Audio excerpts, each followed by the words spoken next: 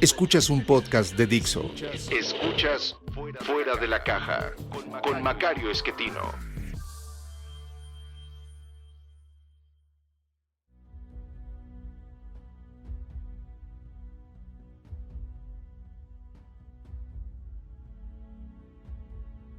Bienvenidos, esto es Fuera de la Caja. Yo soy Macario Esquetino, como siempre le agradezco que me escuche. Esta es la emisión número 86 de este podcast y por ser número par nos toca hablar de los temas de largo aliento y para ello pues quiero aprovechar que estoy grabando esta emisión el día 5 de mayo, que además de ser aniversario de la gloriosa batalla de Puebla, en donde México derrota al invasor francés, es también aniversario del nacimiento del señor Marx. Se cumplen 202 años de que nació Carlos Marx, a quien muchas personas siguen teniéndole un gran respeto por razones para mí inexplicables, pero bueno, todavía sigue teniendo peso el señor, aun cuando prácticamente me parece a mí todo lo que escribió no tiene mucho sentido, pero hay que reconocer algunas de los textos tienen una fuerza muy significativa, una gran habilidad descriptiva. Sigo pensando que personas como Carlos Marx o Juan Jacobo Rousseau son grandes periodistas, pero no grandes pensadores. En esto me imagino habrá muchísima gente que discrepa de mi opinión, pero me parecería que ambos van a hacer una defensa muy grande de una utopía que ha dado como resultado muchísimas muertes, muchísimo sufrimiento y nada más, no dio alguna otra cosa a cambio. Hay que recordar que cuando Marx muere, sus ideas no tienen mucho peso en ninguna parte, en donde vivió los últimos años en Inglaterra al amparo de su amigo Federico Engels. Nadie nunca le hizo caso. El socialismo británico viene de otra fuente totalmente distinta, no tiene mucho contacto con Marx y tampoco creo yo se le hacía mucho caso en el continente. Es a partir del triunfo de Lenin en Rusia, un triunfo que no tiene nada que ver con la ideología, sino con la Primera Guerra Mundial y la urgencia del imperio alemán por sacar de la guerra al imperio ruso, que las cosas cambian. Lenin utiliza como excusa de su búsqueda del poder esta ideología marxista modificada según su lógica, una lógica muy autoritaria, recuerde usted, la vanguardia del proletariado, la dictadura del mismo, y de ahí, bueno, pues se va a extender a otras partes del mundo y en todos lados lo que dio como resultado fue autoritarismo, pobreza y violencia, ninguna otra cosa, como no podría ser diferente. La única manera de generar bienestar, de generar riqueza, es con el intercambio, y el intercambio funciona cuando las personas pueden comprar y vender lo que quieren a su gusto, con reglas mínimas de operación que garanticen que nadie pueda tener control del mercado, poder sobre los precios. Ahí es donde se genera riqueza. Esto lo hemos hecho prácticamente durante toda la existencia de los seres humanos, pero ha sido muchísimo más exitoso en una construcción política que hemos dado en llamar repúblicas. La versión que ha sido más exitosa de todas ellas es la construida en los Países Bajos en el siglo XV, que en el siglo XVII se extiende a Gran Bretaña a partir de la Revolución Gloriosa, cuando se invite a William d'Orange a gobernar la Gran Bretaña, el Reino Unido poco después, y a partir de ese momento se extiende esta idea brillante de tener un marco legal que facilite el intercambio y para sostener a este marco legal una forma política que conocemos como democracia. Esa es la democracia liberal, es lo que ha funcionado para generar riqueza desde esa época hasta el día de hoy, una cantidad de riqueza verdaderamente sorprendente. En los últimos 200 años hemos multiplicado la riqueza de las personas en más de 100. Esto significa que aunque somos 8 veces más seres humanos que en 1820, cada uno de ellos hoy tiene en promedio una riqueza 14 veces superior. Sin embargo, esta forma forma de acomodo político, legal y económico, es decir, la democracia que sostiene a un marco jurídico que favorece el intercambio, sufre ahora el ataque de muchísimos grupos políticos que han utilizado para descalificar a esta forma el mote de neoliberalismo, algo que no definen nunca con mucha claridad. Para simplificarlo y poderlo utilizar como insulto, se refieren a una forma en la cual el Estado no existiría y cada quien viviría de forma egoísta, pero eso pues no ha ocurrido en la vida real en ninguna parte. Llegan a acusar incluso a personas específicas de haber destruido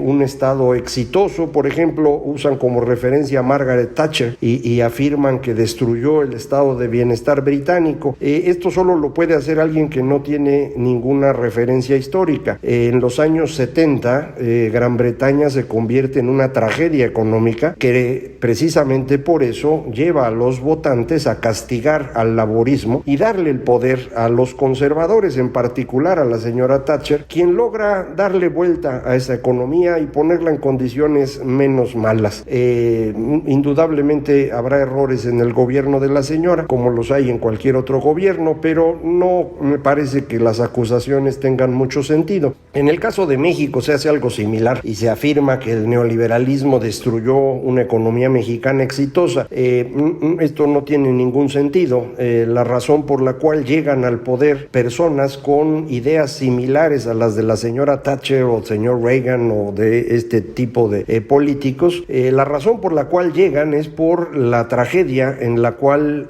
nos meten los presidentes últimos del periodo que ellos llaman de la revolución, Luis Echeverría y José López Portillo, que prácticamente destruyen la economía mexicana y que nos obligan a dedicar los años 80 a pagar deudas, a resolver problemas de ineficiencia, a vender empresas que tenía el gobierno que no tenían utilidad alguna. Y bueno, pues durante ese periodo empezamos a producir de forma distinta y para los años 90 la economía empieza a crecer nuevamente. No logramos crecer tan rápido como lo habíamos hecho, por ejemplo, en 1950, pero pues hay que entender que en 1950 o 60 estábamos recuperando los 25 años posteriores a la revolución, en donde la economía mexicana creció exactamente cero. Ese rezago durante esos 25, tal vez 30 años, de 1911 hasta 1939, el crecimiento de la economía mexicana es cero.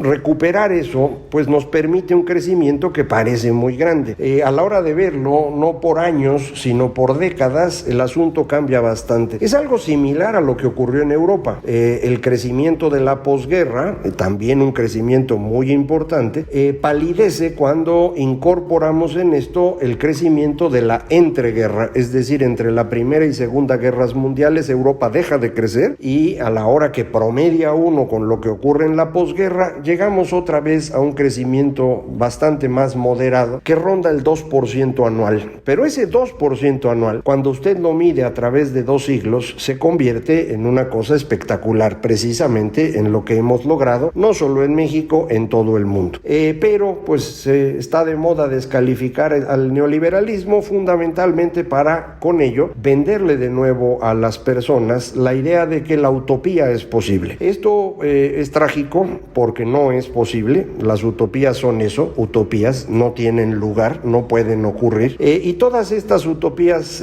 parten de la idea de que los seres humanos pueden vivir como si fueran hermanos, como si estuvieran en una comunidad en donde todo mundo aporta o recibe conforme va teniendo o va necesitando. Es la famosa frase que le gustaba mucho a Fidel Castro, de cada quien según su capacidad, a cada quien según su necesidad.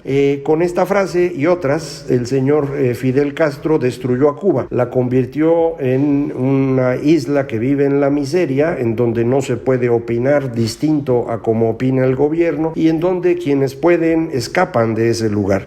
Fue una tragedia lo que ocurrió en Cuba y sin embargo en distintos países de América Latina se sigue celebrando la revolución cubana como si hubiese sido un avance. No lo fue en absoluto, ni siquiera se mantuvo igual a como estaba. No lo sabemos porque es algo que rara vez se comenta, pero Cuba, antes de la revolución de Fidel Castro, era el país más desarrollado de América Latina. Tenía tenía las mejores tasas educativas, los mejores resultados en salud, de forma que cuando los defensores de la Revolución Cubana nos presumen la educación y la salud de ese país, en realidad nos están diciendo que al menos eso no lo destruyeron por completo los revolucionarios cubanos, pero la economía sí, sin duda, los derechos humanos, la capacidad de opinar, la posibilidad de elegir al gobierno, nada de eso existe en ese país, y otra vez es un recordatorio de que las ideas del señor Marx convertidas en un programa político han sido causantes en todas partes de pobreza, de violencia y de autoritarismo. Habrá quien nos diga que sí, lo que ocurre es que ese no es el marxismo real. Sería cosa de que me lo explicaran.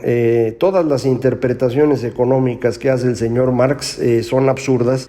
Va inventando conceptos con los cuales se retroalimenta la idea que ya tenía antes de empezar a escribir, y por eso acaba afirmando cosas que no tienen mucho sentido. Me refiero, por ejemplo, a la tasa de explotación o a la plusvalía, que son definiciones que él hace para poder llevar al punto donde él quería empezar. Hay que recordar que Marx es prácticamente el último que defiende la teoría del valor trabajo, la idea de que el valor de las cosas es aportado por el trabajo. Simultáneamente a cuando él estaba escribiendo El Capital, 1860, 1870, en otras partes de Europa está iniciando la teoría económica que hoy tenemos, en donde el valor está dado por lo que la gente quiere.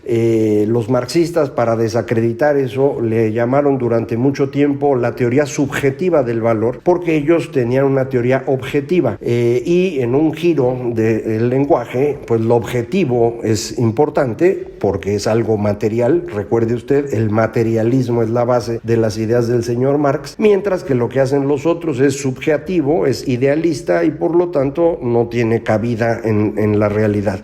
No es así, desafortunadamente, para esta explicación, pero sobre todo desafortunadamente para los millones de seres humanos que murieron en la instalación de estas dictaduras, sea la soviética, la cubana, la china, la que se instaló en Vietnam o en Camboya. En todas partes lo que tuvimos fue la instalación de gobiernos autoritarios a través de violencia, que eventualmente derivaron en tragedias económicas muy serias. Holodomor, que es la gran hambruna de Ucrania, producto de la mala planeación soviética, el gran salto adelante en China, que se llevó probablemente a 30 o 40 millones de chinos, luego la revolución cultural, en donde Mao intenta pues resolver el problema político del salto adelante, culpando, como siempre, a los creadores, a los intelectuales, a los artistas, porque lo que les faltaba era conocer al pueblo, y para eso pues había que reeducarlos. Váyase aprendiendo las palabras, vaya aprendiendo los conceptos, porque es probable que lo veamos de cerca en México en los próximos meses y años, conforme quienes están hoy en el poder intentan aplicar en México estas mismas ideas, a lo mejor tropicalizadas. Recuerde usted, varios dirigentes de Morena son fieles seguidores de Fidel Castro y también del señor Hugo Chávez, y por lo tanto los celebran con frecuencia en sus intervenciones públicas e intentarán replicar lo que se hace en aquellos países en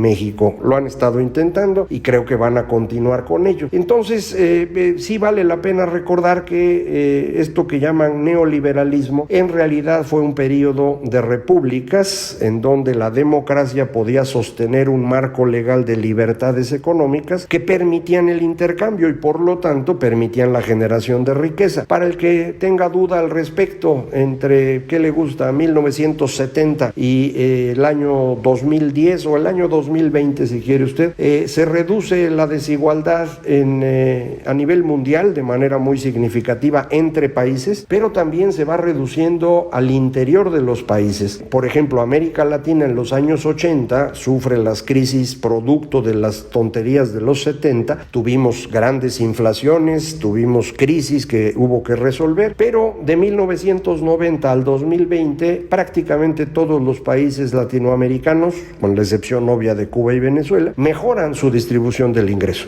Es decir, no solo se reduce la pobreza, se reduce la desigualdad en todos, incluyendo México. En México hay un brinco muy muy fuerte alrededor de la crisis de 95 y después de eso otra vez empezamos a mejorar y hoy estamos mejor de cómo estábamos antes. Eso, insisto, en términos de pobreza o de desigualdad. En términos de salarios también hay un avance significativo.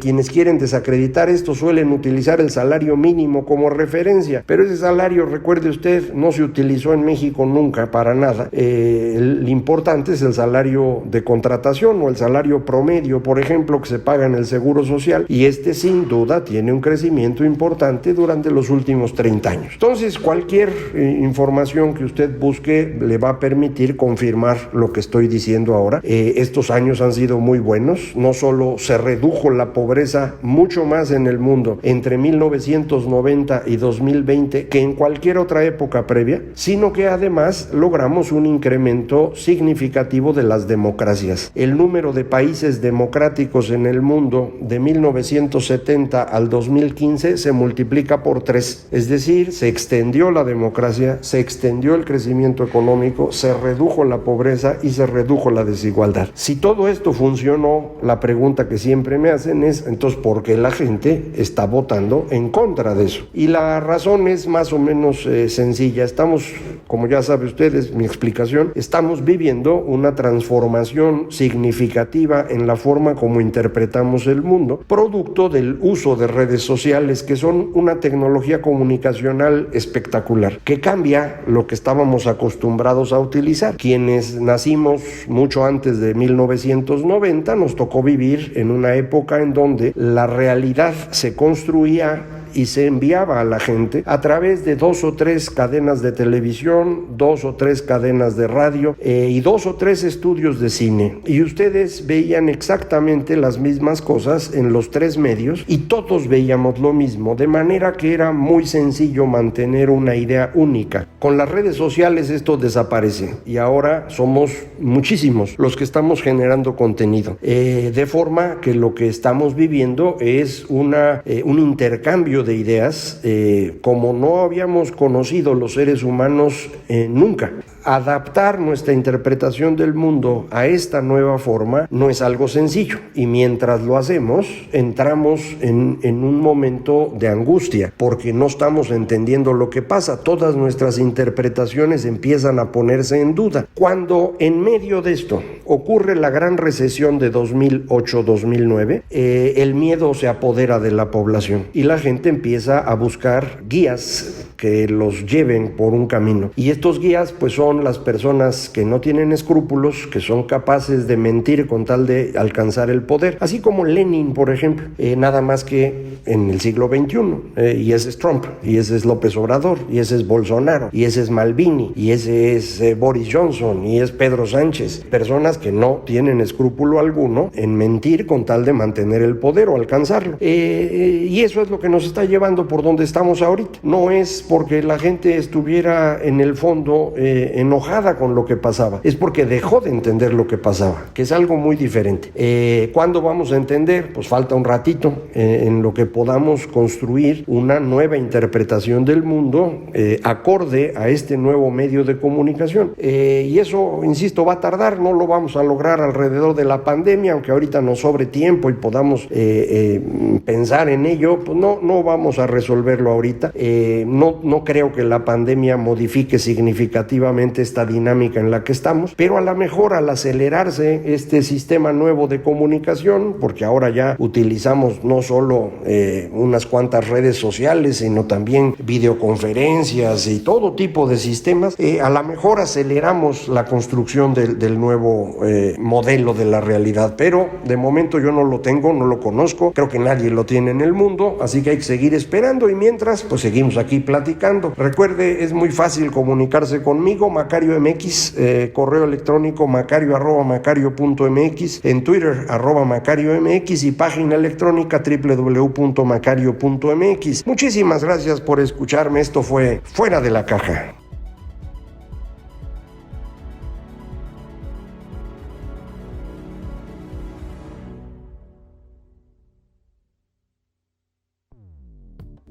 Dixo presentó Fuera de la Caja con Macario Esquetino.